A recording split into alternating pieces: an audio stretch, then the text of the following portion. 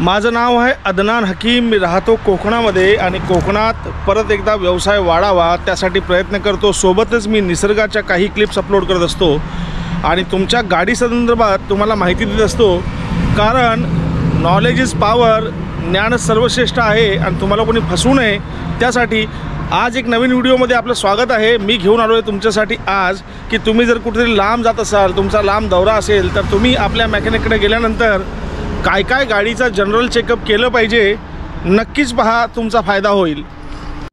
हा आहे राष्ट्रीय महामार्ग क्रमांक 66 मुंबईतून जातो केरळाकडे, गोव्याकडे। तर आपण आज बघूया की माझे एक मित्र आहेत राजा बेलोसे, ते जाणार आहेत 4000 किलोमीटर दौऱ्यावरती। त्यांची गाडी आहे टाटा टिगॉर डिझेलमध्ये। आपण डिझेल, पेट्रोल, CNG सर्व गाड्यांची कामं करतो, सर्व ब्रँडची। आता ती गाडी येत आहे, मी प्रत्येक गोष्ट तुम्हाला निरखून आणि व्यवस्थित सांगणार आहे, समजावून सोप्या भाषेमध्ये बघा। आणि आपण दौऱ्यावर जायच्या अगोदर ते काम आपल्या मेकॅनिककडून चेक करून घेतलं पाहिजे। शेवटपर्यंत बनवून राहा, व्हिडिओमध्ये नक्की फायदा होईल। चला, गाडी आलेली आहे आपल्या रॅम्पवरती। आता आपण सुरू करूया जनरल चेकअपची सुरुवात कशी कशी करतात आणि गाडी लांब पल्ल्याला जर जाणार असेल तर त्याचं काय काय चेक केलं पाहिजे। नेहमी जर तुम्ही एकाच मेकॅनिककडे काम कराल तर तुमचा फायदा होतो, कारण त्या मेकॅनिकने जर नोंदवून ठेवलं असेल की तुमचे ऑइल चेंज कधी झाले होते तर त्याचा एक 100% फायदा होतो। सगळ्यात प्रथम काय करायचं आहे की इंजिनचे ऑइलचं प्रमाण तपासायचं आणि दर्जा तपासायचा। गरज पडल्यास ऑइल नवीन घालायचं असतं। ऑइलचा दर्जा तपासायचा म्हणजे ऑइल काळं झालं याचा अर्थ खराब होत नसते। ऑइल काळं होते म्हणजेच आपलं ऑइल काम करत आहे, कारण डिझेल इंजिनला कार्बन ते बाहेर घेऊन येते, याचाच अर्थ ऑइल चांगलं काम करते। ऑइल काळं झालं याचा अर्थ इंजिन ऑइल खराब आहे असं नाही। आता हे इंजिन ऑइल पण बदलायचंच आहे आणि सोबत कूलंटही चेक करायचं आहे की त्याचा दर्जा कसा आहे आणि त्याची लिकेज तर नाही ना। ह्या दोन गोष्टी आवर्जून चेक करायच्या आहेत। डिझेल फिल्टर आणि ऑइल फिल्टरही चेंज करायचा आहे जर तुम्ही लांब जाताय तर।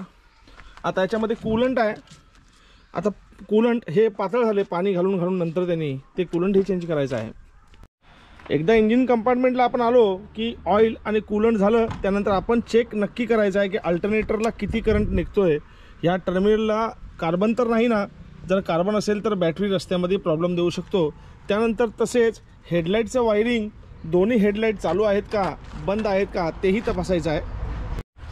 मेकॅनिकला प्रॉपर सांगायचं आहे की हे टायर काढून ब्रेक पॅड चेक करणे, कारण कधी कधी ब्रेक व्यवस्थित लागतो याचा अर्थ ब्रेक पॅड चांगले आहेत असं नाही आहे। पाठीमागचं लायनिंग काढून बघायचं आहे की ते व्यवस्थित आहे का, व्हील सिलेंडर काम करत आहेत का, हँडब्रेक काम व्यवस्थित करतो का।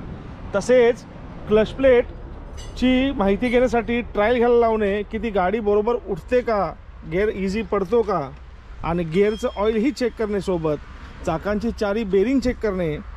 त्यानंतर ह्या सगळ्या बाबी झाल्या मग आपण आपली गाडी घेऊन कुठेही लांब गेलं तर आपल्याला त्रास होणार नाही आहे। आता हे सगळं काम मी पूर्ण करणार आहे। मी फक्त माहितीसाठी हा व्हिडिओ केला आहे की तुम्ही जर कुठेतरी लांब जात असाल आपल्या कुटुंबासह, कारण जे काम इथं 1 रुपयात होते, वाटेत जर गाडी बंद पडली तर तेच काम 10 रुपयावर जाते। त्यामुळे माहिती नेहमी संकलित करा आणि लांब जायच्या अगोदर या गोष्टींची खात्री करून घ्या।